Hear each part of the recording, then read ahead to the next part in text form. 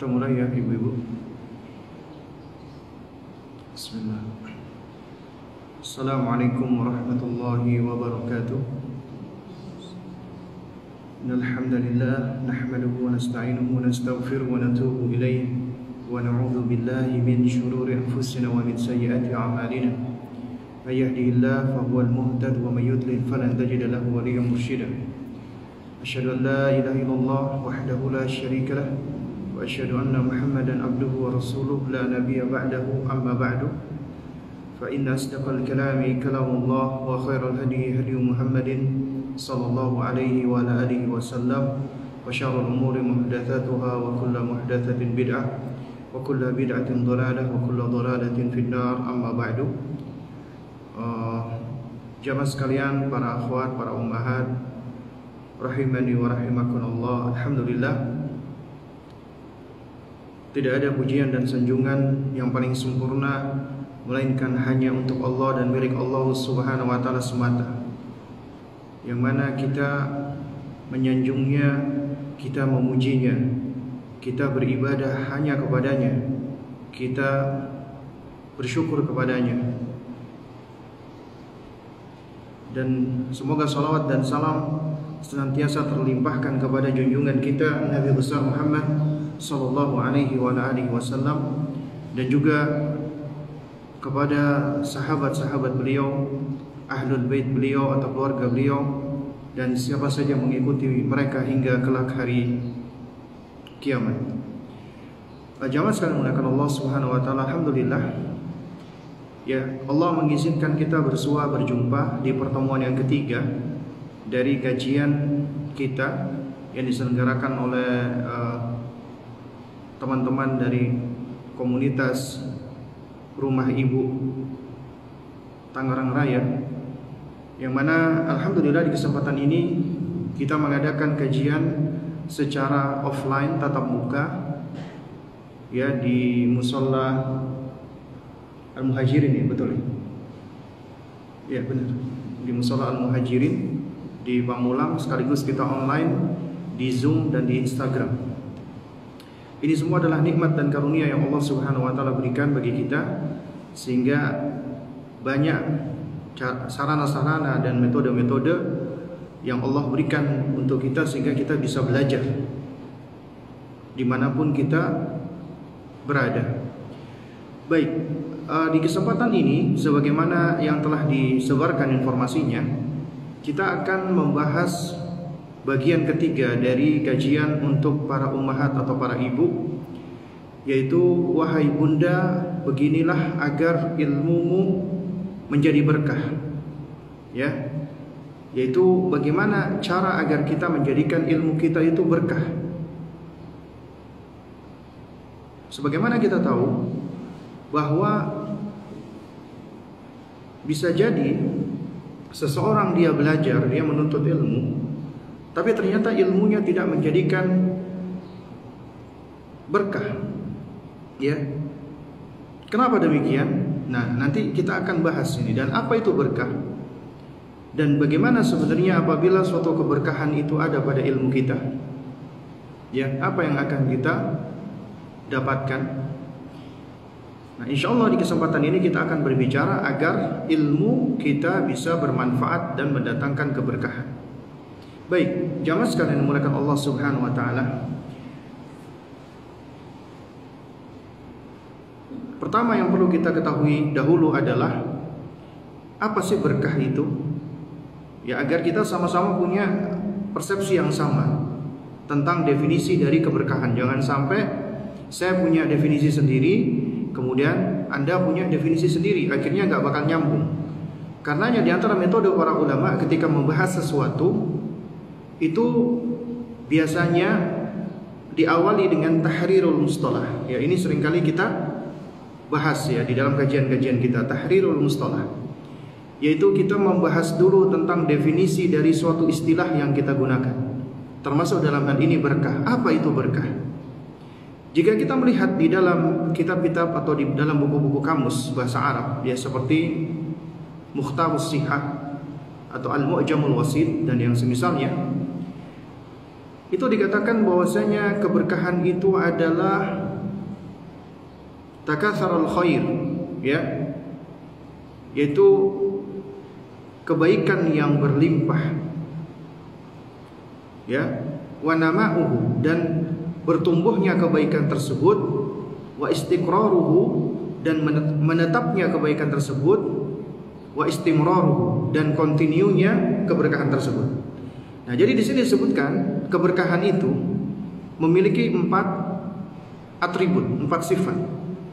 Pertama adalah takatsur, banyak, berlimpah, ya. Jadi kebaikan itu berlimpah. Yang kedua, nama, bertumbuh. Kebaikan itu dia bertumbuh dan berkembang, tidak hanya stagnan, ya. Kemudian yang ketiga istiqrar, artinya istiqrar dia tuh menetap.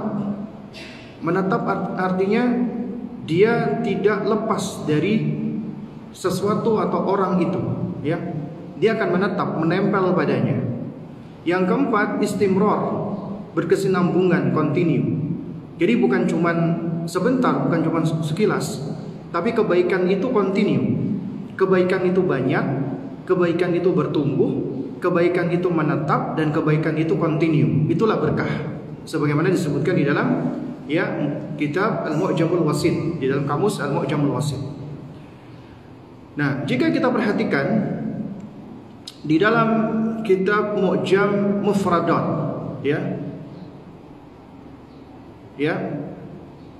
di dalam kitab Mu'jam Mufradat, ya, karyanya salah satu ulama ahli bahasa bernama Ar-Raghib Al-Asfahani rahimahullah, dikatakan berkah itu apabila di situ, ya, thubutul khairi al-ilahi fi syai', ya, thubutul khairi, yaitu menetapnya suatu kebaikan al-ilahi, yaitu kebaikan ilahi. Kebaikan ilahi artinya kebaikan yang berasal dari Allah Subhanahu wa taala, fi syai'i, terhadap sesuatu. Ya. Ini definisi yang diberikan oleh Ar-Raghib Al-Asfahani rahimahullah. Nah, sementara kata Al-Hafidz Ibnul Qayyim rahimahullahu taala di dalam Jala'ul Afham, berkah itu adalah 3 hal. Pertama as-subut, dia menetap. Yang kedua al-luzum, dia melazimi atau membersamai, ya. Dan yang ketiga adalah al-istiqrar, ya, artinya dia terus menerus. Itulah berkah sebagaimana disebutkan oleh para ulama. Nah, jadi jamaah sekalian menggunakan Allah Subhanahu wa taala. Jadi berkah itu adalah kebaikan yang berlimpah, kebaikan yang berkembang dan bertumbuh, kebaikan yang menetap, dan kebaikan yang continue. Dan kebaikan itu berasal dari Allah Subhanahu wa taala. Ya, jadi apabila kebaikan dari Allah ini menetap terhadap sesuatu, maka itulah keberkahan. Nah, oleh karena itu jamaah sekalian, itu dikatakan bahwasanya al-barakatu jundun min junudillah. Yang namanya keberkahan itu adalah salah satu dari tentara-tentara Allah Azza wa Jalla. Ya, sampai-sampai ada ulama mengatakan al-barakatu jundun min junudillah, salah satu dari tentara-tentara Allah Azza wa Jalla. Yursiluha liman yasha', yang Allah Subhanahu wa taala utus kepada siapa saja yang Allah kehendaki. Allah berikan kepada siapa saja yang Allah kehendaki. Ya. Nah, kemudian fa idza halat fil mali aghnathu, apabila keberkahan itu jatuh kepada harta, ya, apabila keberkahan itu nemplok kepada harta, ya, istilahnya begitu, maka akan menjadikan harta itu cukup, memadai, meskipun jumlahnya sedikit. meskipun jumlahnya nggak banyak, tapi apabila keberkahan itu jatuh kepada harta, harta itu akan menjadi harta yang memadai dan mencukupi. Sekarang coba kita perhatikan ya jemaah, betapa banyak orang-orang yang gajinya besar, puluhan bahkan ratusan juta, tapi kalau nggak berkah, dia akan senantiasa merasakan banyaknya hartanya itu kurang. Dia selalu merasakan nggak cukup, ya. Dan dia bahkan ketika memperoleh harta, dia menjadi gelisah, menjadi khawatir, menjadi takut. Kenapa? Karena hartanya tidak berkah.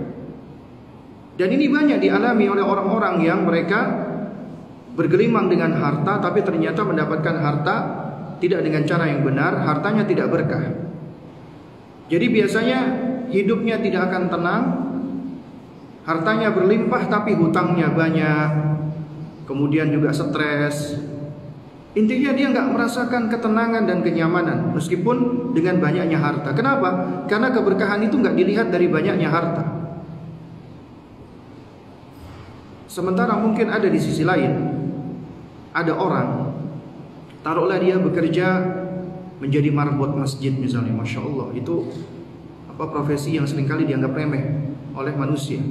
Atau dia misalnya jualan, ya, jualan online atau jualan bakso. Tapi alhamdulillah, kalau dilihat dari jumlahnya itu mungkin nggak seberapa, dihitung secara matematis itu memang jumlah yang nggak seberapa. Tapi ternyata jamaah sekalian dimuliakan Allah Subhanahu wa taala, dia hidupnya tenang, tentram, gak punya hutang, mencukupi kehidupannya. Padahal apabila ya hartanya itu dihitung secara matematika, itu mungkin kok seharusnya gak cukup ya, seharusnya tidak cukup. Tapi kok ini gak ada utangnya, dan harta yang jumlahnya tidak seberapa itu yang menurut perhitungan kita itu ternyata cukup. Itulah keberkahan apabila telah jatuh kepada harta. Nah karena itu ya jemaah sekalian, namanya keberkahan itu tidak dilihat dari kuantitas, ya, tapi dilihat dari sejauh mana harta itu bisa mencukupi dan memadai serta memberikan ketenangan baginya. Dia punya harta, dia nggak menjadi gelisah, nggak menjadi khawatir, nggak menjadi takut. Nah, karena itu ibu-ibu sekalian yang dimuliakan Allah, apabila Anda misalnya suami kerja, Anda dapat penghasilan yang dihitung-hitung itu lumayan banyak, tapi ternyata itu tidak membuat kita menjadi tenang, nggak membuat kita menjadi damai, malah gelisah, malah kita banyak hutangnya. Berarti coba ditengok itu, bisa jadi harta kita nggak berkah di situ. Bisa jadi cara kita memperoleh harta itu gak halal, dengan cara yang tidak baik, sehingga hilang keberkahannya. Ya. Lalu kemudian juga dikatakan, ya, apabila keberkahan itu halat fil walad aslahathu, apabila keberkahan itu jatuh kepada anak, maka akan menjadikan anak itu soleh. Masya Allah. Jadi apabila keberkahan Allah Subhanahu wa taala itu jatuh kepada anak kita, maka anak kita bisa menjadi anak yang saleh, anak yang baik. Ya, kita punya anak itu bahagianya luar biasa. Dan kita akan semakin sempurna bahagianya apabila kita mendapati anak kita adalah anak yang beradab, yang baik, berakhlak yang mulia, ya, lalu kemudian juga mencintai Rabbnya. Ya, dia menjadi anak yang soleh, maka kesempurnaan itu akan semakin sempurna, kebahagiaan itu akan semakin sempurna. Juga demikian, ya, wa idza halat fil jismi quwwatuhu, apabila keberkahan itu jatuh kepada fisik atau jasmani, akan menjadikan fisik kita kuat, akan menjadikan tubuh kita menjadi kuat. Meskipun mungkin ya secara komposisi ya itu kok sepertinya overweight misalnya atau yang semisalnya, tapi alhamdulillah kita jarang sakit, ya, jarang mengalami ya penyakit-penyakit gitu ya. Bahkan ketika kita beraktivitas dalam keseharian, kita alhamdulillah ya kita mampu untuk melakukannya. Dan itu bisa jadi Allah memberikan keberkahan kepada tubuh kita. Juga wafil waktu amrathu, apabila keberkahan itu jatuh kepada waktu, maka akan menjadikan waktu itu panjang. Meskipun kita sama-sama 24 jam hidupnya, sama seperti ya keseharian kita 24 jamnya sama dengan 24 jamnya Ibnu Taimiyah rahimahullah atau An-Nawawi rahimahullah. Tapi ternyata 24 jamnya mereka itu lebih berkah daripada kita. Buktinya 24 jamnya mereka itu bisa produktif, menghasilkan banyak sekali kemanfaatan. Ya. Bahkan di zamannya Ibnu Taimiyah rahimahullah belum ada komputer. Ibnu Taimiyah itu ya kalau kita perhatikan bukunya yang ada ratusan jilid ya, itu ditulis dengan tangan, bukan diketik ya. Dan itu subhanallah ya. Apabila kita perhatikan usia beliau yang sebenarnya enggak jauh beda dengan usia manusia yang lainnya, tapi beliau bisa menjadi sosok manusia yang sangat produktif. Kenapa? Karena waktunya berkah. Nah, oleh karena itu dikatakan fal barakatu mahallat fi qalilin illa kathura. Ya, jadi yang namanya keberkahan itu apabila dia jatuh kepada yang sedikit, maka akan memperbanyak yang sedikit tadi. Ya. Wala kathir illa nafa'. Dan tidaklah jatuh kepada yang banyak, melainkan dia akan menjadikannya bermanfaat. Ya, jadi apabila jatuh ke yang sedikit itu akan menjadi banyak. Artinya akan mencukupi. Dan apabila keberkahan itu jatuh kepada sesuatu yang banyak, maka akan menjadikannya bermanfaat. Itulah keberkahan. Dan keberkahan itu adalah dari Allah Subhanahu wa taala. Adalah kebaikan dan karunia dari Allah Subhanahu wa taala. Ya. Jadi yang namanya al-barakah itu adalah atiyah, pemberian, minnah, karunia dan hibah dari Allah Subhanahu wa taala kepada siapa saja yang Allah kehendaki sesuai dengan hikmah Allah, ilmu Allah dan keadilan Allah. Ya. Dan ini sebagaimana yang Allah telah terangkan di dalam surat Fatir ayat kedua, Allah mengatakan ma yaftahillahu lin-nasi min rahmatin fala mumsika laha wa ma yumsik fala mursila lah, ya, fala mursila lahu min ba'dihi. Ya. Jadi apa saja dari rahmat Allah Subhanahu wa taala yang Allah karuniakan kepada manusia, maka tidak ada yang bisa menahannya. Dan apa saja yang ditahan oleh Allah, maka tidak ada yang mampu untuk melepaskannya setelah itu. Kenapa? Wa huwal azizul hakim, karena dialah Allah yang Maha perkasa lagi Maha bijaksana.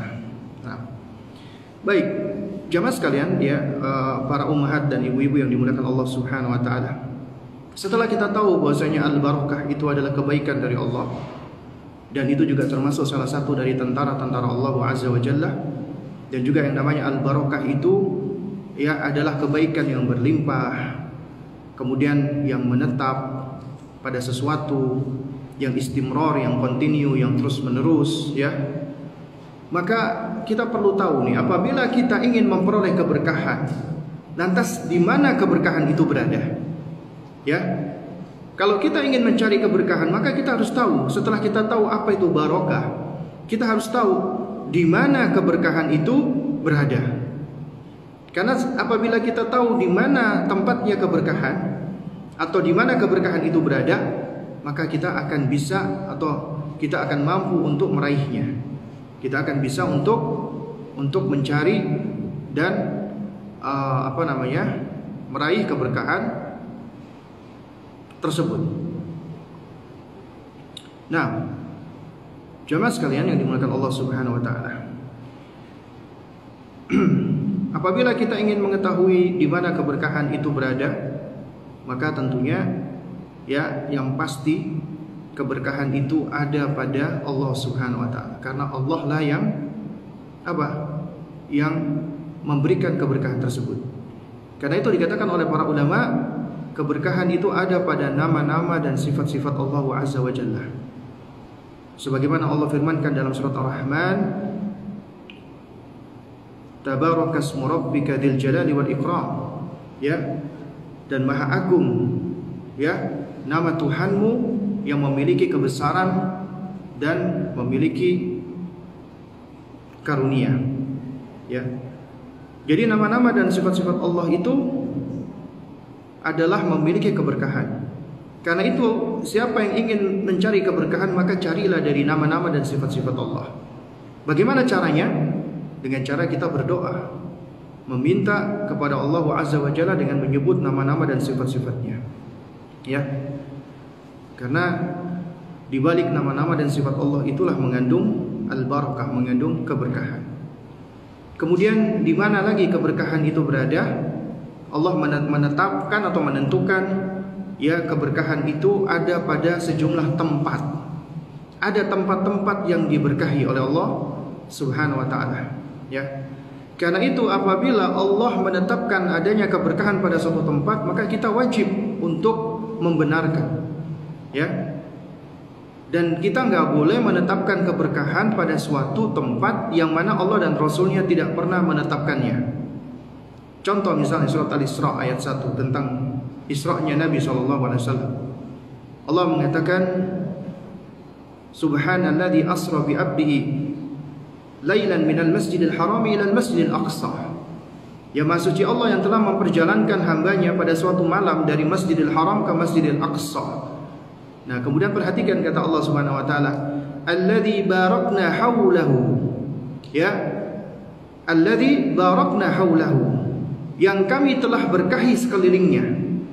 Jadi ternyata sekeliling dari Masjidil Haram dan sekeliling dari Masjidil Aqsa itu adalah tempat-tempat yang Allah berkahi.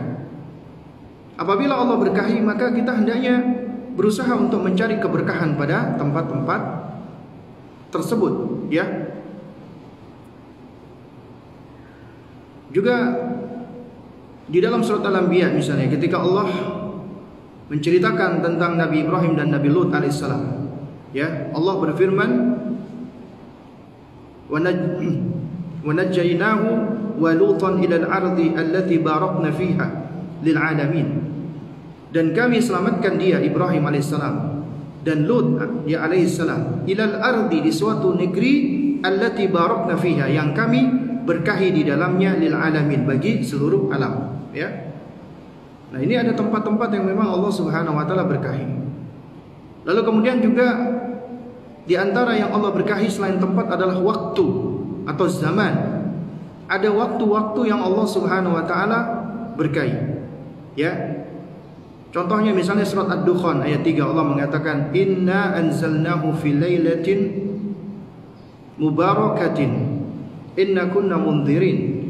Sesungguhnya kami telah menurunkan pada suatu malam yang diberkahi, dan sesungguhnya kamilah yang memberi peringatan, ya. Lalu kemudian juga Allah menetapkan ada sejumlah makhluk, ya, di antara manusia yang penuh dengan keberkahan, ya, yang berkah, ya. Misalnya di dalam firman Allah Subhanahu wa taala surat Hud, ketika Allah berfirman kepada Nuh, qila ya Nuh, ya, ihbit bisalamin minna wa barakatin 'alaika wa 'ala ummamin mimman ma'aka. Wahai Nuh, turunlah dengan selamat sejahtera dan penuh keberkahan dari kami atasmu dan atas umat-umat dari orang-orang yang bersamamu, ya. Juga sama, yaitu ketika Allah menjadikan keberkahan pada Nabiullah Isa alaihissalam, ya, Allah mengatakan wa ja'alani mubarakan aina ma kuntu, ya, dan dia Allah yang menjadikan aku orang yang diberkahi dimanapun aku berada, kata Isa alaihissalam, ya. Nah, juga termasuk Nabi kita Muhammad SAW adalah manusia yang penuh dengan keberkahan. Jadi di zamannya Rasulullah, satu-satunya manusia yang boleh untuk ditabarruki, kita ngalap berkah padanya, adalah hanya Rasulullah, ya. Kita boleh bertabarruk dari tubuh beliau, dari keringat beliau, dari air ludah beliau, itu boleh. Karena Nabi spesial, Nabi istimewa, Nabi nggak sama dengan manusia yang lainnya. Makanya dahulu sahabat itu mereka saling berebut ya bekas-bekasnya Rasulullah. Entah itu rambutnya Rasulullah, entah itu air ludahnya Rasulullah, keringatnya Rasulullah. Mungkin ada sebagian orang bilang, kok kayak gitu ya. Tapi ini yang kita bicarakan manusia istimewa Rasulullah. Keringat beliau itu nggak kayak keringat manusia yang lainnya. Keringat beliau itu harum. Demikian pula air ludah beliau itu nggak sama dengan ludah selain beliau. Tapi ini hanya kekhususan bagi Nabi Sallallahu Alaihi Wasallam, hanya khusus bagi Nabi. Adapun selain Nabi maka sudah tidak ada lagi keberkahan pada zatnya ya, pada zat artinya pada tubuhnya itu nggak ada. Makanya ketika Nabi wafat, coba kita perhatikan siapa manusia yang paling istimewa setelah Rasulullah, setelah para Nabi dan Rasul. Kita sepakat manusia yang paling istimewa adalah siapa? Abu Bakar radhiyallahu taala anhu. Kemudian siapa? Umar radhiyallahu taala anhu. Kemudian siapa? Utsman dan Ali radhiyallahu taala anhuma. Tapi tidak ada satupun riwayat yang sampai kepada kita yang menerangkan adanya sahabat-sahabat yang lain mereka bertabarruk kepada Abu Bakar atau kepada Umar atau kepada Utsman atau kepada Ali atau ke sahabat yang lainnya. Tidak ada. Ya. Ini menunjukkan bahwasanya bertabarruk mencari keberkahan pada manusia hanya ada pada diri Rasulullah Sallallahu Alaihi Wasallam. Karena itu apabila ada manusia-manusia di zaman sekarang mereka bertabarruk dengan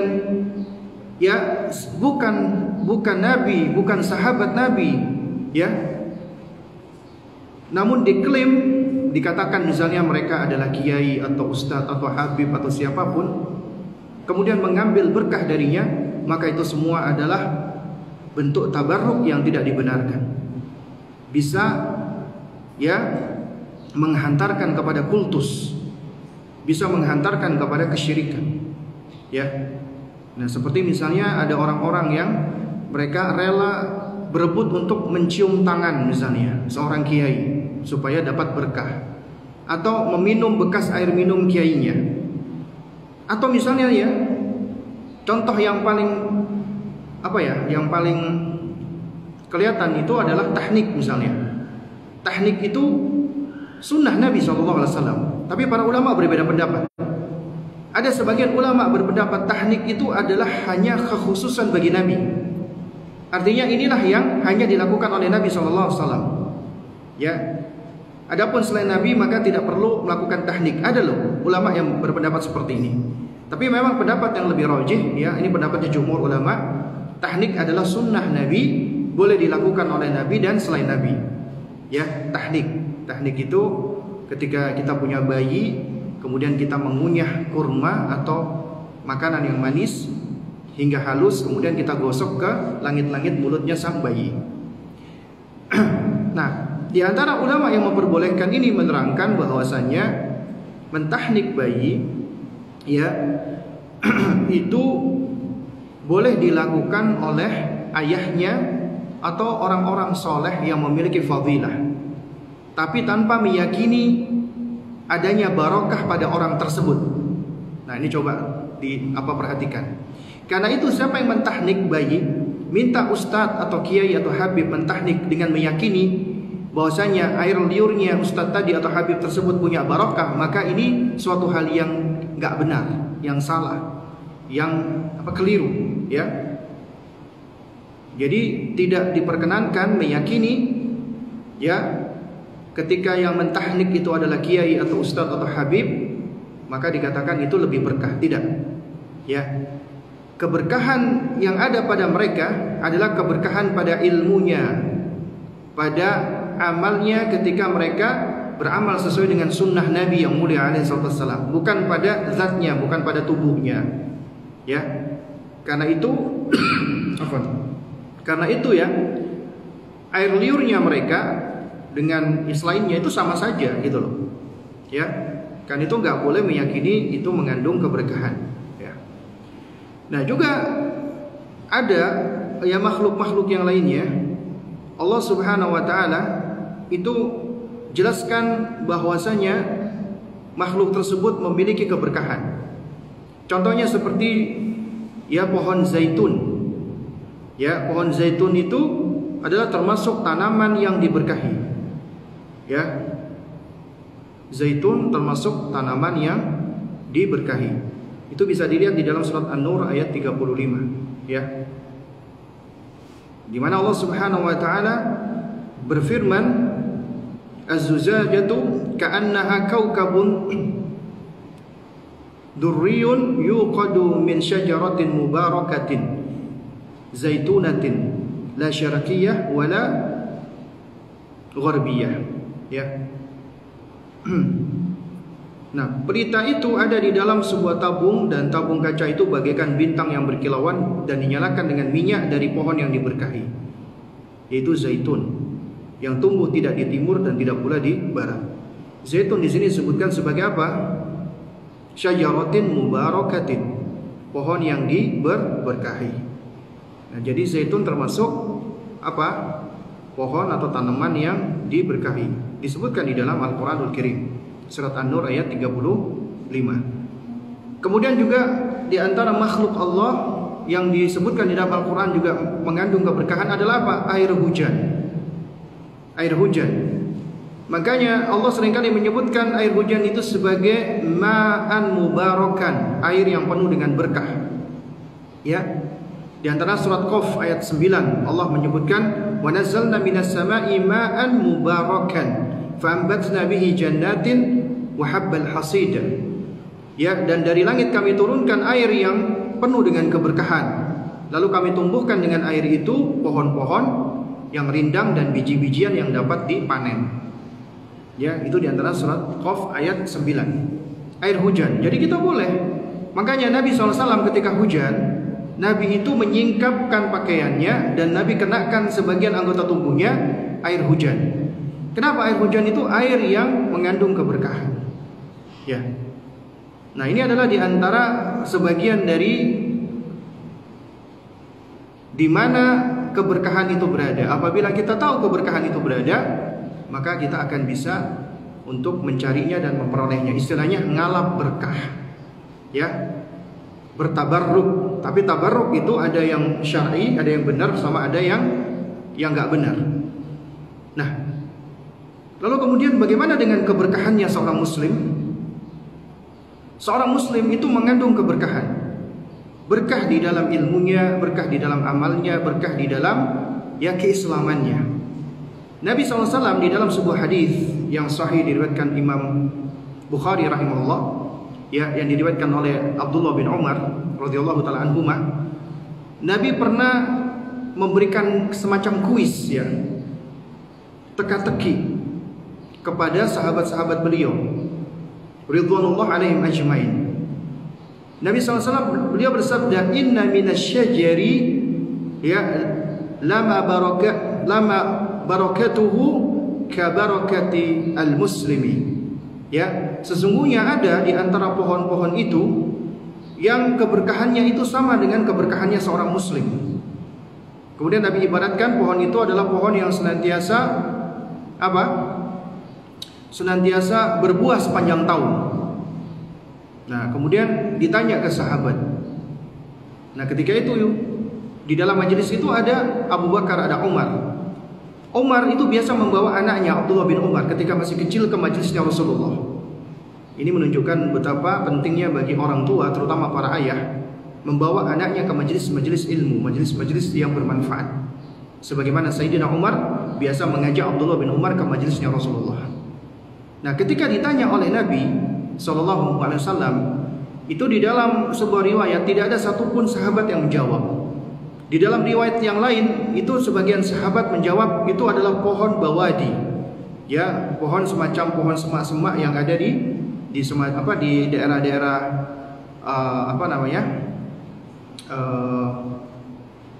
semacam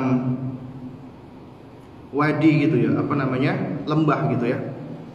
Nah, Abdullah bin Umar radhiyallahu taala anhu, beliau yang meriwayatkan hadis ini, beliau mengatakan bahwasanya terbetik di dalam diriku itu adalah an-nakhla, pohon kurma. Ya, kata Abdullah bin Umar. Tapi beliau enggan menyampaikan. Kenapa? Karena ada orang-orang tua yang senior, ada ayahnya dan ada Abu Bakar. Nah, kemudian akhirnya Nabi menjawab yang dimaksud adalah pohon kurma. an-nakhlah. Ya. Nah, hadis ini menunjukkan bahwasanya apa? Menunjukkan bahwasanya pohon kurma itu adalah pohon yang memiliki keberkahan sebagaimana seorang muslim juga memiliki keberkahan. Nah, di sini para ulama menerangkan tentang hadis ini, ya. Fadalla hadza ala anna fi kulli muslim barakah.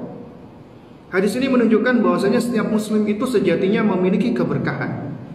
Fahadhil barakah allati udhifat li kulli muslim hiya barakatu amal. Ya, dan keberkahan yang disandarkan kepada setiap muslim di sini yang dimaksud adalah keberkahan amal, bukan keberkahan zat fisik, bukan ya, tapi pada amalnya. Hadhil barakatu ya raja'ahu ilal iman wa ilal ilmi wad da'wah wal amal.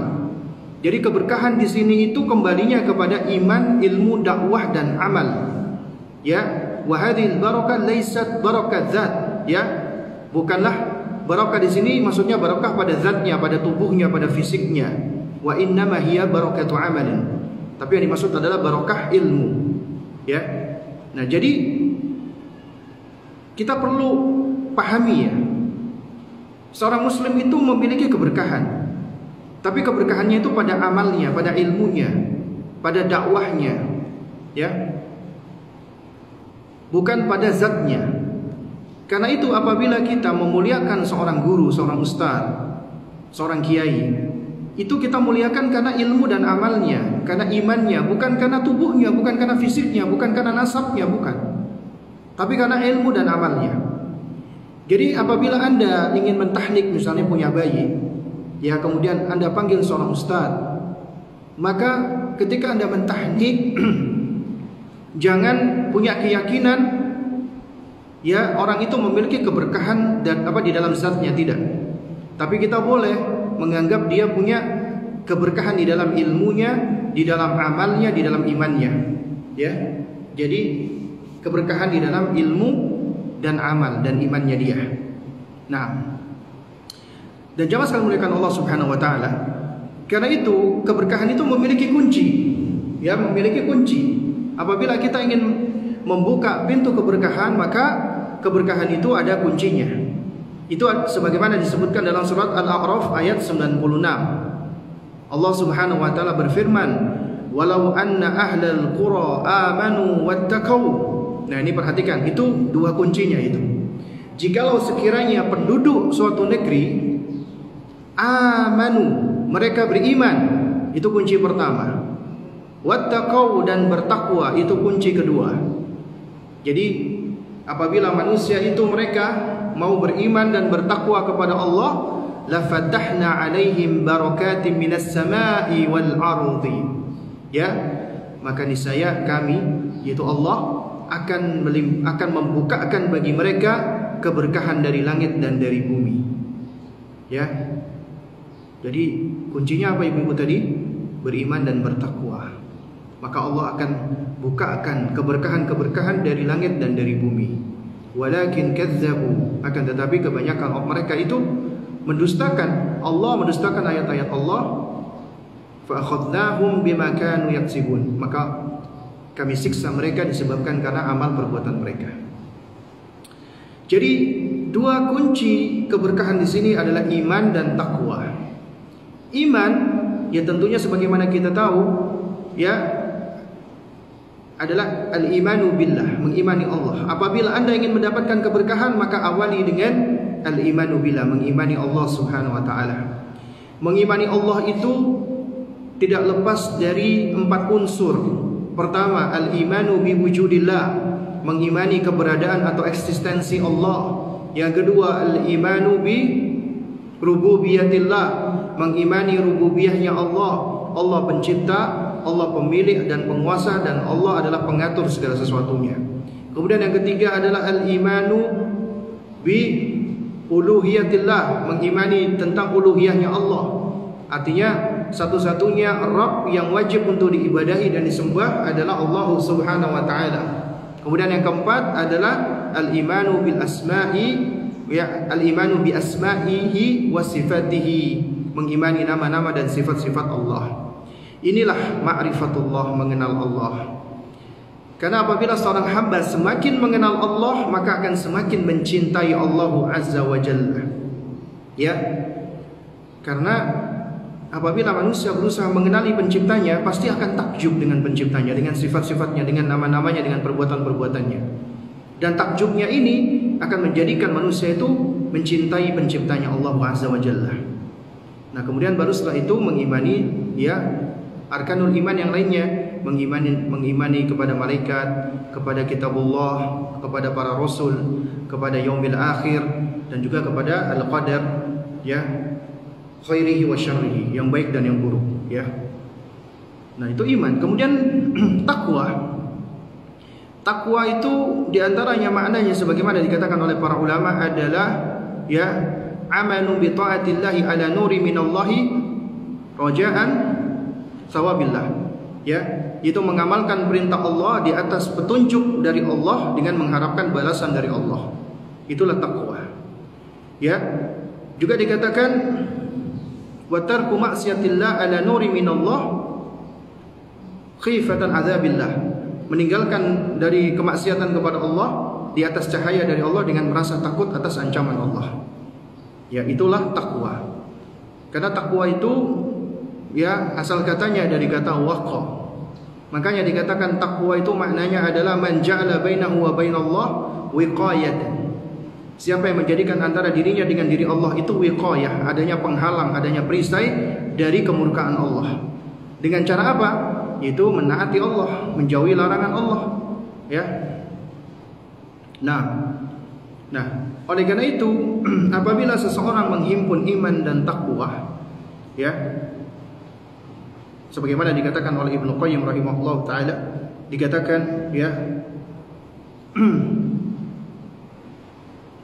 fakullama amra al-qalbu bil imani wat taqwa tahqiqan wa takmilan wa tatmiman tatanazzalat alaihi al-barakah wa minnan min Allah wa tafaddulan bihasabi dzalika. Apabila hati seorang hamba itu dihuni oleh keimanan dan takwa, ya, maka akan semakin sempurna dan semakin lengkap, ya, sehingga akan turunlah keberkahan, ya, sehingga akan turun keberkahan sebagai karunia dari Allah dan anugerah yang sesuai dengan iman dan takwa tersebut. Maka Allah akan menjadikan dia berkah. Nah, baik, jemaah sekalian melihat Allah Subhanahu wa taala. Lantas bagaimana supaya ya ilmu kita bisa menjadi berkah? Ya, supaya bisa menjadi berkah itu berarti dia akan mendatangkan manfaat bagi kita. Maka sebagaimana namanya berkah, ya di sini ya sekali lagi dalam rangka untuk taisir, tashil, bukan apa cok dari cok, ya. Jadi kita ambil dari akronim kata berkah. Afwan, ya. Jadi kita ambil dari akronim kata berkah. Yang pertama kata B, berkahnya B, agar kita bisa menjadikan ilmu kita berkah, maka bersihkan hati dan ikhlaskan semua karena Allah. Jadi bersihkan hati dari syirik, dari riya, dari sum'ah ketika mencari ilmu. Jadikan ikhlas karena Allah Subhanahu wa ta'ala. Kemudian yang kedua, E-nya adalah etika atau adab, ya. Jadi beradab dan etika sebelum belajar, sebelum menuntut ilmu. Karena bil adabi yufhamul ilmu. Dengan adab ilmu akan bisa dipahami. Dan juga dengan adab ilmu itu akan bermanfaat dan akan mendatangkan keberkahan. Ya. Lalu kemudian yang ketiga, R-nya, ya. Maka kuncinya adalah rumah adalah sebagai lembaga dan institusi pertama, ya, bagi keluarga, bagi anak-anak manusia, ya, di dalam belajar, di dalam membangun fondasi, di dalam membangun karakter, ya, atau ibaratnya rumah adalah tempat belajar pertama. Maka kita jadikan rumah sebagai tempat belajar pertama, atau kita jadikan rumah kita sebagai surga dunia, baiti jannati, ya. Nah, kemudian yang keempat, kita fokus di K-nya kualitas, bukan sekedar kuantitas. Kualitas amal bukan di kuantitas amal. Allah tidak melihat banyak-banyaknya amal, tapi Allah melihat di kualitasnya amal. Kualitasnya amal itu ada pada dua hal. Sejauh mana kita kita ikhlas, dan sejauh mana kita benar di dalam beramal sesuai dengan tuntunan Nabi. Ya. Nah, lalu kemudian yang kelima, yang kelima adalah antusias untuk terus beramal, berikhtiar, berdoa dan bertawakal. Ya. Lalu kemudian yang terakhir adalah hati-hati dari perkara-perkara yang haram, harta yang haram, makanan yang haram, karena itu bisa menghanguskan keberkahan. Nah, jadi jamaah sekalian menggunakan Allah Subhanahu wa taala, ini di antara poin-poin agar ilmu kita bisa menjadi berkah. Ya. Coba kita kita kupas sedikit ya, ringkas saja. Yang pertama tadi, bersihkan hati dan niatkan semua ikhlas karena Allah Subhanahu wa taala. Karena kata Nabi SAW, ya, Nabi pernah bersabda, man ta'allama ilman mimma yubtagha bihi wajhullah azza wa jalla la yata'allamuhu illa liyusiba bihi 'aradan min ad-dunya lam yajid arfal jannah yaumal qiyamah. Siapa yang belajarnya yang seharusnya itu ditujukan untuk mengharapkan wajah Allah, tapi ternyata dia belajar untuk mendapatkan sebagian dari dunia, ada tendensi dunia, maka dia tidak akan mencium bau surga di hari kiamat. Waliyadzubillah. Hadis sahih riwayat Imam Ahmad. Atau di dalam hadis yang lain yang diriwayatkan oleh Imam At-Tirmidzi rahimahullahu taala, man talaba al-ilma liyujari bihi al-ulama أو ليماري به السفهاء أو يصرف به وجوه الناس ya adkhalahu Allahu an-nar. Siapa yang menuntut ilmu untuk menandingi para ulama atau mendebat orang-orang bodoh atau memalingkan pandangan manusia, maka Allah akan tempatkan dia ke dalam neraka. Waliyadzubillah. Nah, lantas bagaimana caranya agar kita bisa ikhlas di dalam belajar, di dalam menuntut ilmu, sehingga ilmu kita menjadi berkah? Yang pertama, ya, ketika kita belajar, niatkan ketika kita belajar adalah untuk mematuhi perintah Allah. Itu adalah bagian dari takwa. Karena takwa adalah kita menaati Allah. Ya. Dan perintah Allah Azza wa Jalla itu menunjukkan perhatian Allah kepada hambanya. Dan manakala hamba menaati perintah Allah, itu menunjukkan kecintaan hamba kepada Allah, menunjukkan ridhonya hamba kepada Allah Subhanahu wa taala. Ya. Lalu yang kedua, ya, setelah niatkan untuk menaati perintah Allah, yang kedua adalah niatkan untuk menjaga syariat Allah. Menjaga syariat Allah. Dan siapa yang menjaga syariat Allah, maka dia termasuk sebagaimana yang Allah firmankan, in tansurullaha yansur lakum, ya.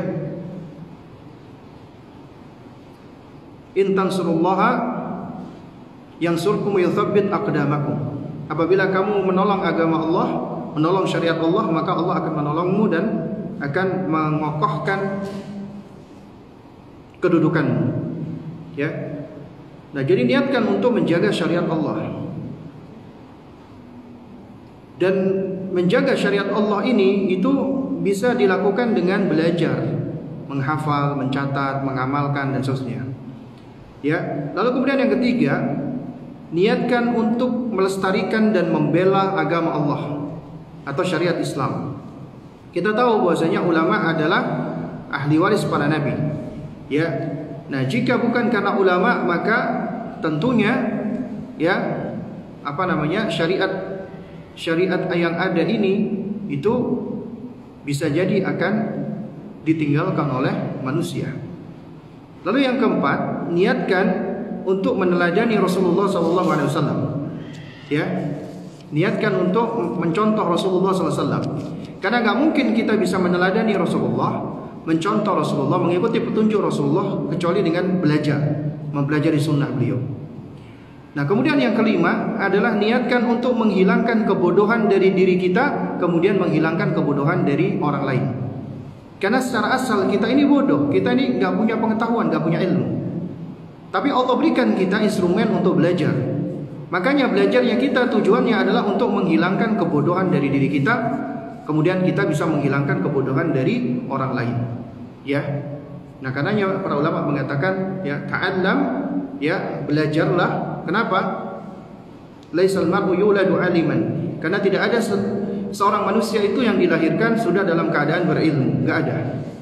Nah, lalu kemudian yang kedua tadi adalah etika, adab dahulu sebelum kita belajar. Makanya penting bagi kita ya jamaah sekalian untuk belajar beradab terlebih dahulu sebelum kita belajar tentang ilmu-ilmu yang lainnya. Kita lihat ini seperti Abdullah ibnu Al-Mubarak rahimahullah. Beliau mengatakan talabtul adaba 30 sanatan wa talabtul ilma 20 sanah wa kanu yatlubuna al-adab qabla al-ilmi. Aku belajar adab selama 30 tahun. Lalu kemudian aku belajar ilmu selama 20 tahun. Sementara mereka para salaf belajar adab dahulu sebelum mereka menuntut ilmu. Ya. Bahkan muridnya Imam Malik yang bernama Abdurrahman bin Qasim, beliau pernah mengatakan, ya, khadimtu Malikan 20 sana. Aku pernah melayani Malik selama 20 tahun. Fakana minha sanatani fil ilmi. Dan aku belajar dari beliau 2 tahun tentang ilmu. Wa 18 fi ta'allumil adab. Ya, kemudian 18 tahun aku belajar dari beliau tentang adab. Bayangkan 20 tahun beliau bersama Imam Malik, 2 tahunnya belajar ilmu, 18 tahun tentang adab. Kemudian apa kata Abdurrahman bin Qasim? Faya laitani ja'altul muddata kullaha adaban. Duhai sekiranya aku jadikan semua fase belajarku itu adalah semuanya tentang adab. Jadi sebenarnya jamaah sekalian, ibu-ibu yang dimuliakan Allah, ilmu sama adab itu tidak bisa dipisahkan sebenarnya. Karena seorang yang berilmu tanpa adab itu dikatakan oleh para ulama itu karakternya al-maghdubi alaihim, karakternya mereka yang dimurkai Allah, Yahudi. Punya ilmu tapi nggak punya adab. Sementara di sisi lain ada orang-orang yang beradab tapi tanpa diiringi dengan ilmu. Akhirnya mereka tersesat karena adabnya bukan adab yang benar, adh-dhalin. Nah, karena kita tahu adab itu adalah intisari, substansi dan esensi ilmu yang bermanfaat. Ilmu yang bermanfaat itu tampak pada adabnya. Dan adab itu adalah intisari dari akhlak yang mulia. Ya. Dan agama kita seluruhnya adalah tentang akhlak. Nah, karenanya penting bagi kita untuk memahami hal ini. Nah, kemudian baru yang ketiga, rumah kita jadikan sebagai ya surga dunia. Artinya kita jadikan rumah itu sebagai tempat belajar, tempat menyemaikan ilmu, kecintaan, perhatian, kasih sayang dan seterusnya. Itu di rumah. Baru kemudian kita fokus ke kualitas bukan ke kuantitas. Terus kemudian kita terus berazam, antusias untuk berikhtiar, beramal, berdoa, kemudian tawakal. Nah, di antaranya kita banyak berdoa kepada Allah, Allahumma inni as'aluka ilman nafi'an wa rizqan thayyiban wa amalan mutaqabbala. Ya Allah, aku mohon kepadamu ilmu yang bermanfaat, ya rizki yang baik dan amal yang diterima oleh Allah. Kalau kita perhatikan ya, doa-doa yang diajarkan Nabi itu selalu diawali dengan minta dulu ilmu yang bermanfaat, baru yang lainnya rizki yang baik. Kenapa? Karena tanpa ilmu kita nggak tahu mana rizki yang baik dan mana yang tidak. Dan amalan mutaqabbala, amalan yang diterima, tanpa ilmu kita nggak tahu amalan yang diterima sama amalan yang tidak diterima.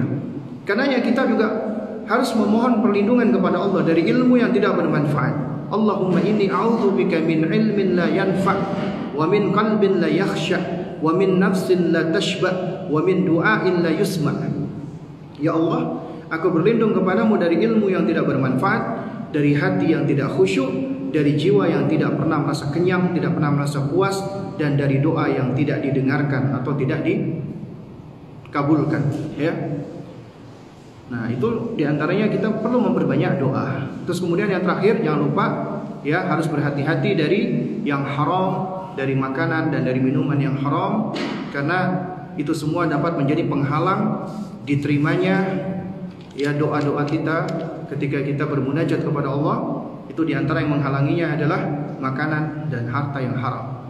Wallahu a'lam. Ustadz, dari hari tasyrik dianjurkan banyak berdoa. Sapu jagat, ya Rabbana atina fid dunya hasanah. Bolehkah dibaca di saat aktivitas misalnya sedang naik motor, masak dan lain-lain?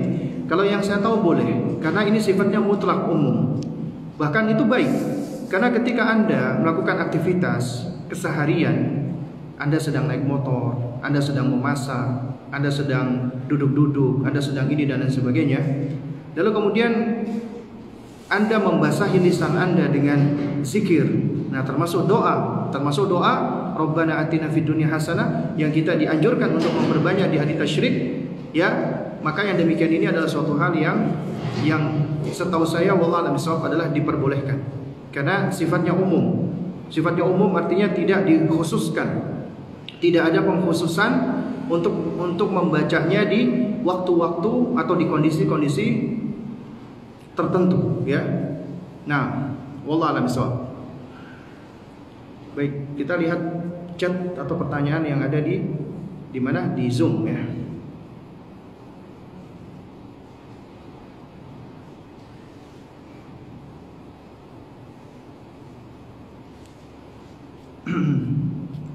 Nah, baik, ini sembari menunggu ya. Ini ada yang bertanya tadi tentang bagaimana agar ikhlas dalam menuntut ilmu. Ada yang tanya 2 poin sebelumnya. Yang pertama adalah niatkan untuk menaati Allah, ya. Yang kedua, niatkan untuk menjaga syariat Allah. Yang ketiga, niatkan untuk melestarikan dan membela ya syariat Islam. Yang keempat, niatkan untuk mencontoh Rasulullah. Yang kelima, niatkan untuk menghilangkan kebodohan kita dan kebodohan orang lain. Nah, mohon diulangi terkait ilmu dan adab tadi karena belum sempat dicatat. Nah, jadi ilmu dan adab ini adalah dua hal yang sebenarnya tidak terpisahkan ya. Jadi seorang yang mereka berilmu tanpa diiringi dengan adab, ya berilmu tapi nggak diiringi dengan adab, ini karakternya al-maghdubi alaihim, karakternya orang-orang Yahudi yang dimurkai oleh Allah, punya ilmu tapi nggak punya adab. Mereka orang-orang Yahudi adalah mereka orang-orang yang berilmu tapi nggak mau mengamalkan ilmunya. Di antaranya karena mereka adalah orang-orang yang tidak beradab. Yang kedua, orang-orang yang beradab tapi tanpa diiringi dengan ilmu, tanpa ilmu. Ya, akhirnya mereka pun beradab dengan adab atau etika-etika yang tidak benar. Ya, akhirnya mereka tersesat. Makanya mereka disebut dengan ad-dhalin, ya. Karena mereka adalah orang-orang yang beradab tanpa ilmu, mereka menjadi tersesat. Ad-dhalin seperti orang-orang Nasara, ya. Nah, jadi Islam itu menghimpun antara adab dan ilmu. Tapi memang mendahulukan adab sebelum ya ilmu. Al-adabu qabla al-ilmi. Sebagaimana ilmu dan amal. Ilmu dan amal itu juga bagaikan dua kaki kita yang harus berjalan bersama-sama, tapi harus bergantian, beriringan dan bergantian, ya. Harus gantian dulu, ya. Nah, karena kalau langsung berbarengan itu bukan berjalan, jadi loncat-loncat namanya, dan itu sangat mudah sekali untuk jatuh. Ya, dan harus mendahulukan dulu ilmu sebelum amal. Nah, demikian pula dengan adab dan ilmu, maka dahulukan adab sebelum ilmu, ya. Karena adab adalah intisari dari ilmu yang bermanfaat. Adab adalah substansi dari akhlak yang mulia. Nah, sementara agama kita adalah agama yang semuanya adalah tentang akhlak. Nah,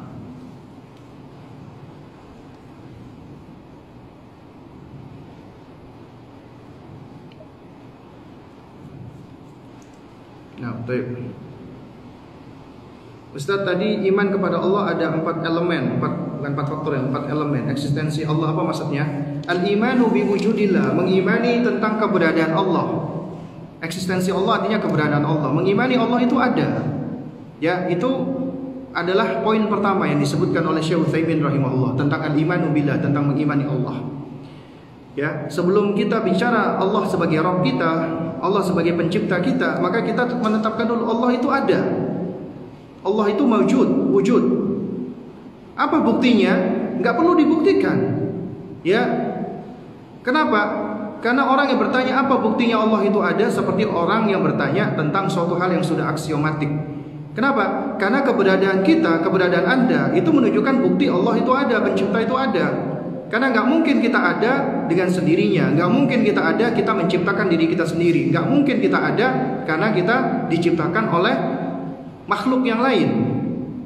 Berarti kita ada karena ada pencipta kita yaitu Allah. Nah berarti Allah itu ada, Allah itu eksis, Allah itu wujud. Makanya al-imanu biwujudillah, mengimani tentang keberadaan Allah. Baru kemudian mengimani tentang rububiyah Allah. Allah sebagai Rabb kita, Allah sebagai pencipta kita, pemilik kita, penguasa kita, pengatur alam semesta, Allah yang menghidupkan, mematikan, Allah yang memberikan rezeki dan seterusnya. Baru kemudian mengimani tentang uluhiyah Allah. Karena Allah yang menciptakan kita, mengatur semua urusan kita, Allah yang menghidupkan kita, mematikan kita dan seterusnya, maka Allah lah satu-satunya yang berhak untuk diibadahi.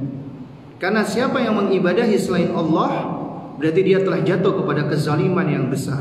Bagaimana dia tidak zalim? Ya, padahal Nabi mengatakan ketika ditanya tentang syirik, beliau mengatakan syirik itu adalah anta ja'ala lillahi niddan wa huwa khalaqaka. Ya, engkau menjadikan bagi Allah adanya niddan, ya, adanya seruan-seruan, adanya padanan-padanan, adanya sekutu-sekutu selain Allah, padahal Allah lah yang menciptakan kamu. Ya, kita pasti akan mengatakan betapa manusia atau betapa orang itu sangat zalim manakala misalnya ya, dia bekerja, punya atasannya tuh baiknya luar biasa. Dia kerja sehari cukup 15 menit, tapi dia dikasih rumah, dikasih mobil, dikasih makanan, dikasih semua kebutuhan-kebutuhan dia, bahkan dengan begitu mewahnya. Tapi ternyata orang ini gak pernah mengabdi kepada majikannya yang baik tadi, gak bekerja untuk majikan yang baik tadi, malah dia bekerja untuk orang lain, gak ngasih dia gaji, gak ngasih dia apapun.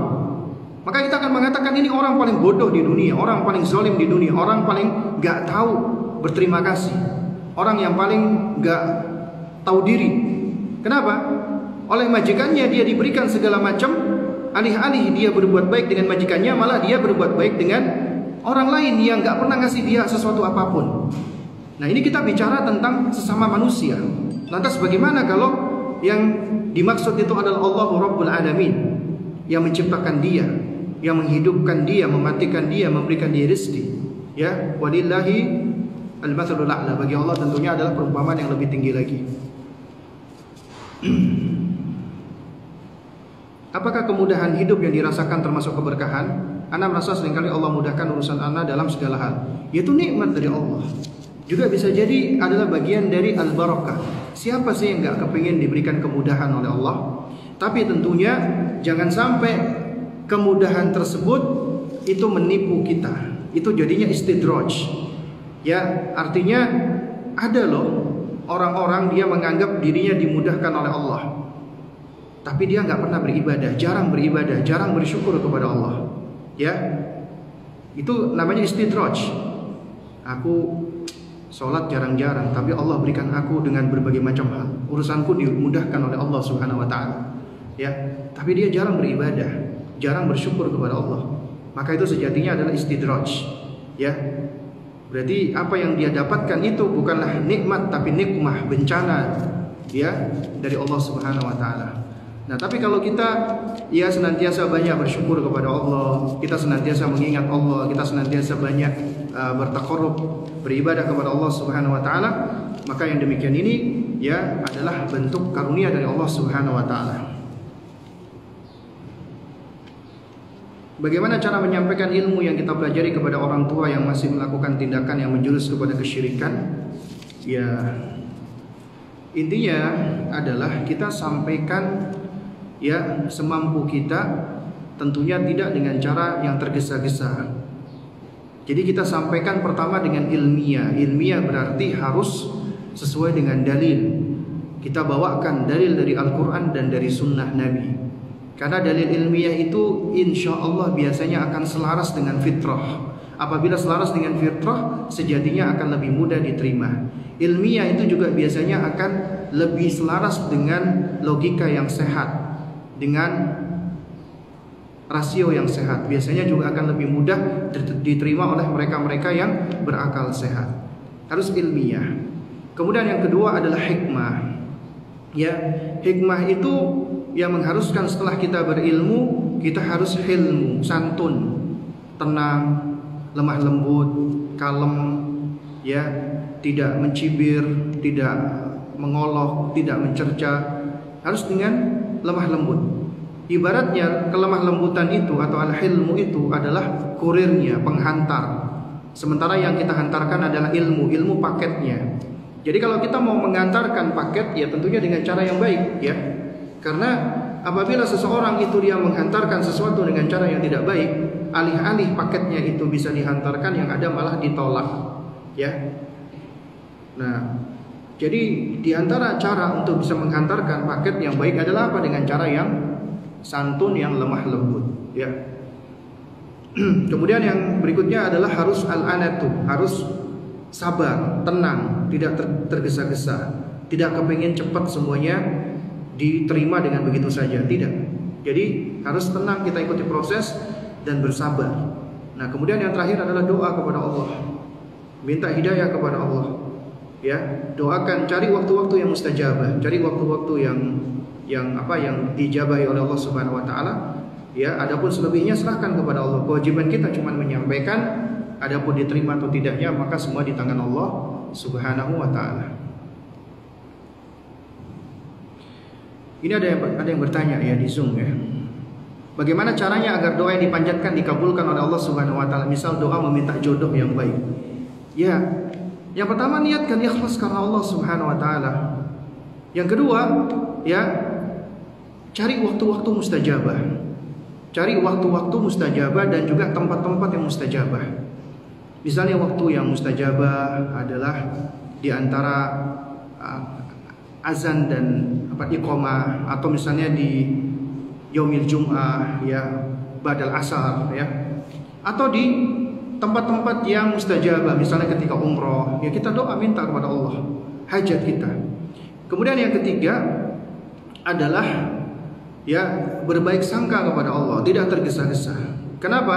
Karena di antara yang dapat menyebabkan doa kita tidak dikabulkan oleh Allah adalah kita itu tergesa-gesa, istijal.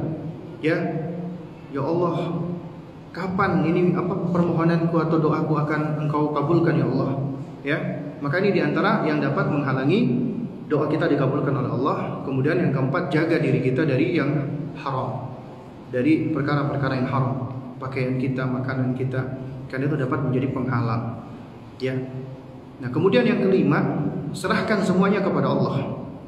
Artinya begini, apapun yang Allah putuskan untuk kita, maka itu pasti adalah baik untuk kita, ya.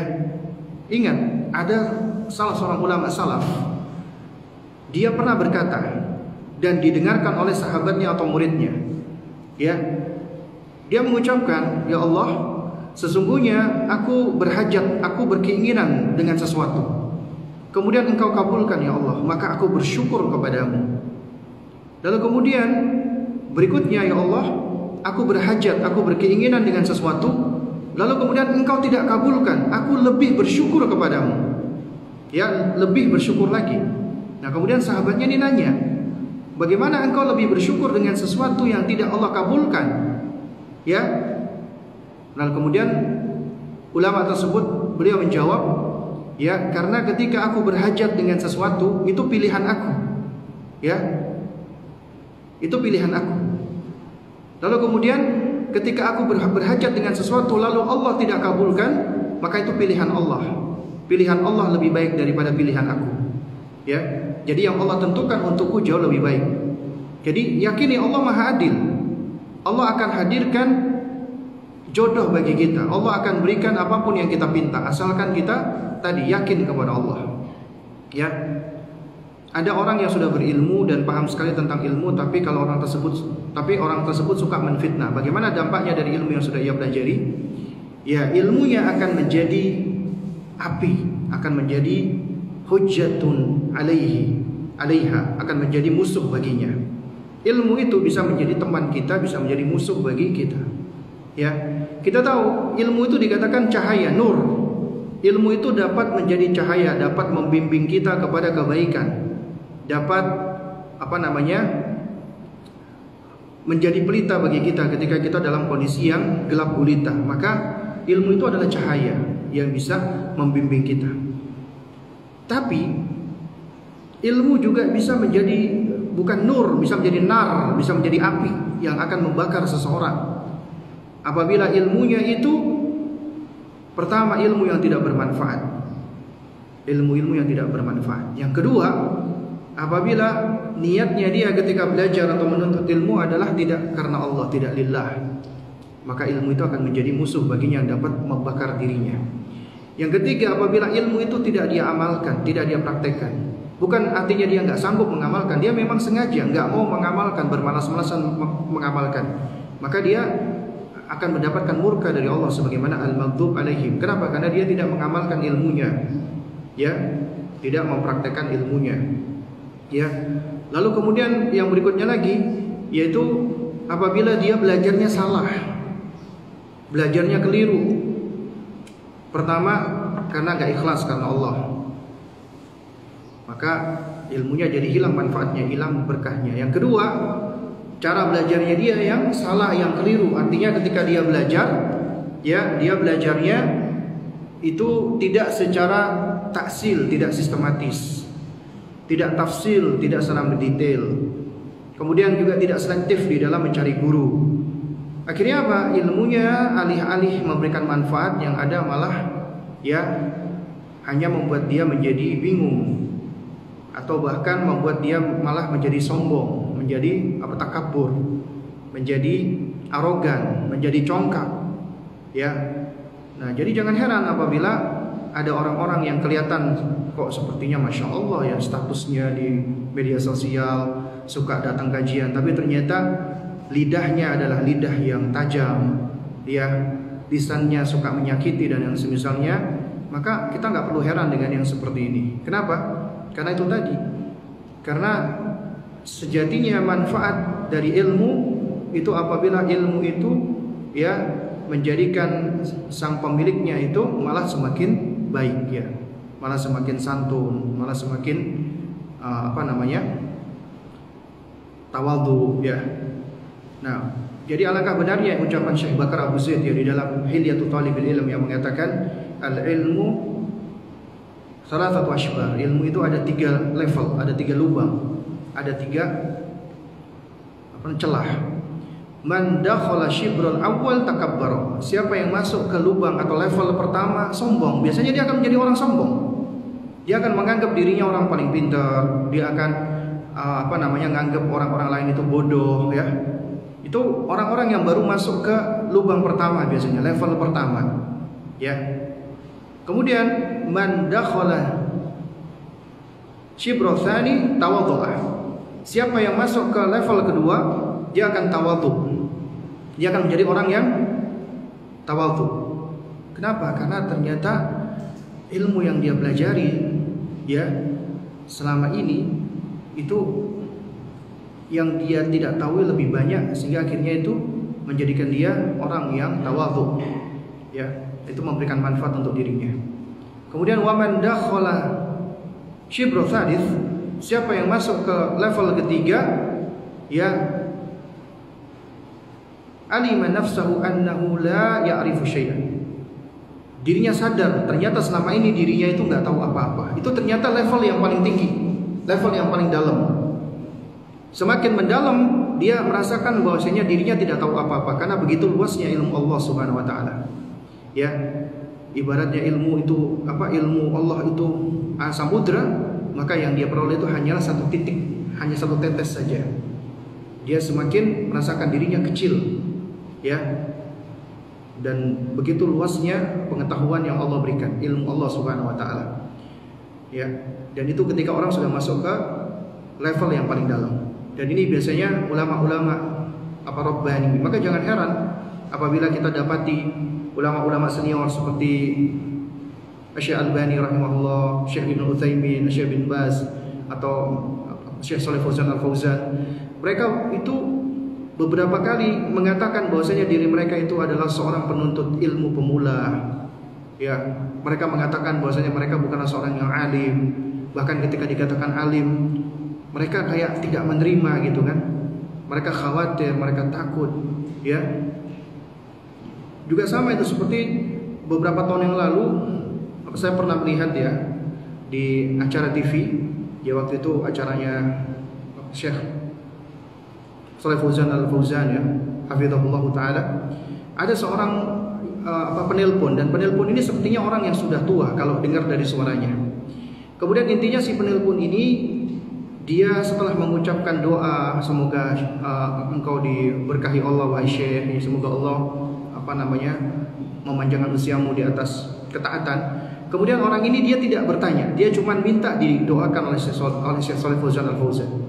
Dia mengatakan, ya Syekh, sesungguhnya aku mencintai Anda dan mencintai guru Anda yaitu Al-Imam Ibnu Baz. Tolong doakan aku ya Syekh, agar aku bisa seperti Imam Ibnu Baz dan agar aku bisa seperti engkau. Ya. Jadi dia cuma minta didoakan saja. Nah, itu Syekh Shalih Fauzan Al-Fauzan di dalam acara itu, ketika beliau menjawab pertanyaan-pertanyaan sebelumnya, itu beliau jawab. Ya, ketika ada yang bertanya tentang masalah akidah, tanya masalah fikih. Tapi ketika pertanyaan seperti ini, beliau tuh seperti terpaku dulu. Beliau seperti speechless istilahnya. Beliau tidak bisa berkata-kata. Sampai beberapa waktu sepertinya beliau menahan tangisan, baru beliau menyampaikan yang intinya adalah ya, adapun ya guru kami yaitu Syekh Abdul Aziz bin Baz rahimahullahu taala, fa aina'am, iya, beliau adalah seorang ulama, seorang alim, ya, dan beliau juga sudah selamat dari fitnah. Adapun aku, ya, aku ini nggak pantas disebut sebagai seorang alim, aku nggak pantas disebut sebagai seorang ulama, dan aku pun juga mungkin nggak lebih daripada seorang penuntut ilmu, pemula. Ya. Nah, ini adalah diantara akhlak ya, atau karakternya para ulama-ulama senior itu biasanya seperti ini. Beda sama orang-orang anak-anak kemarin sore baru belajar, sudah langsung menampilkan diri, langsung hantam sana, sikat sini, sikat situ, kemudian mudah sekali menvonis ini dan itu. Ya, ini adalah tipikal memang para penuntut ilmu yang biasanya barusan belajar, atau mungkin yang sudah lama belajar tapi ilmunya tidak begitu memberikan manfaat untuk dirinya.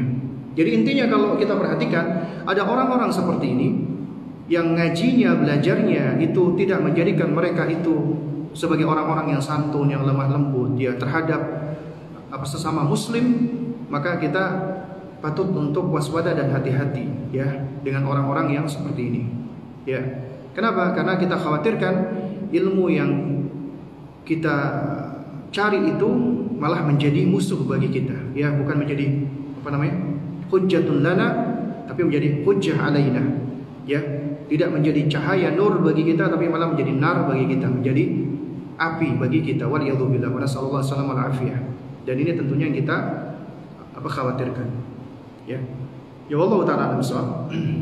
Baik, ini sepertinya sudah tidak ada lagi pertanyaan ya.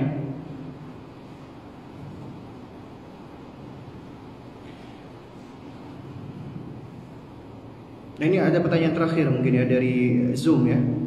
Ustaz, kita sudah berniat umrah, sudah membayar, qadarullah tertipu oleh biro atau travel. Apakah bisa dikatakan harta kita tidak berkah? Ya, belum tentu juga ya. Jadi kalau kita sudah berniat umrah, ya insya Allah tidak sia-siakan niat kita. Anda misalnya udah ikut daftar haji furoda misalnya, bayar 300 juta tapi nggak berangkat, ya kita manusiawi lah, kita sedih, kita kecewa. Tapi ingat, niatan kita itu nggak akan sia-sia. Allah tidak akan menyia-nyiakan ya apa yang telah kita siapkan itu, berupa harta, berupa persiapan. Allah nggak akan sia-siakan. Niat-niat kita itu insya Allah Allah akan balas. Ya, Allah akan catat niat-niat kita tadi itu. Itu yang pertama. Lalu yang kedua, ya juga boleh dan ini baik kita muhasabah. Ya, ini musibah. Ini musibah, ujian dari Allah. Yang namanya konsepsi ujian atau musibah adalah kita kembalikan ke firman Allah, wa ma asabaka min sayyi'atin fa min nafsika. Adapun keburukan yang menimpa kamu, maka itu dari dirimu sendiri. Ya. Juga banyak di dalam Al-Qur'an yang Allah Subhanahu wa taala ketika membicarakan tentang ujian, ya, wa ma asabakum min musibatin fa bima kasabat aydikum. Adapun ujian yang menimpa engkau, maka itu lantaran perbuatan tangan kalian sendiri. Nah, jadi dari sini kita boleh muhasabah, introspeksi. Jangan-jangan selama ini memang kita banyak melakukan dosa maksiat. Dan ini bagus ya. Jadi artinya sebagai tazkir, pengingat agar kita banyak bertobat kepada Allah. Kita banyak mendekat kepada Allah. Terus kemudian juga kita berusaha untuk introspeksi juga, atau jangan-jangan karena harta kita mungkin juga masih kecampur dengan yang haram. Itu juga boleh sebagai bentuk kita introspeksi muhasabah. Ya, dan kemudian kita belajar untuk mengikhlaskan apabila memang ya sebagian dari harta tersebut itu hilang, ya. Atau misalnya kita ditipu oleh travel misalnya. Jadi ujian yang menimpa kita itu nggak lepas dari kesalahan kita. Dan itu sebagai sarana kita untuk belajar, bukan sekedar menyalah-nyalahkan, tidak. Tapi itu sebagai sarana kita untuk untuk muhasabah, untuk introspeksi, dan untuk banyak bertobat, beristighfar kepada Allah Subhanahu wa taala. Ya, dan mudah-mudahan itu bisa menjadi kafarah, menjadi penggugur atas dosa-dosa kita. Baik, mungkin ini yang bisa disampaikan di kesempatan kita. Ini udah pukul setengah 12 kurang 10 ya. Mungkin kita cukupkan dulu sampai di sini. Ya, kurang lebihnya saya mohon maaf apabila ada hal-hal yang kurang berkenan. Yang hak, yang benar tentunya datangnya dari Allah Subhanahu wa taala. Yang batil datangnya dari diri saya pribadi. Ya, dan kita memohon kepada Allah agar Allah memberikan kita ilmu yang bermanfaat, dan kemudian Allah juga Subhanahu wa taala mengkaruniakan bagi kita kesehatan dan usia yang panjang di dalam amal taatan, dan kita diizinkan kembali untuk bersuah di pertemuan kita yang berikutnya. Subhanakallahumma wa bihamdik asyhadu an la ilaha illa anta astaghfiruka wa atubu ilaik. Wassalamualaikum warahmatullahi wabarakatuh.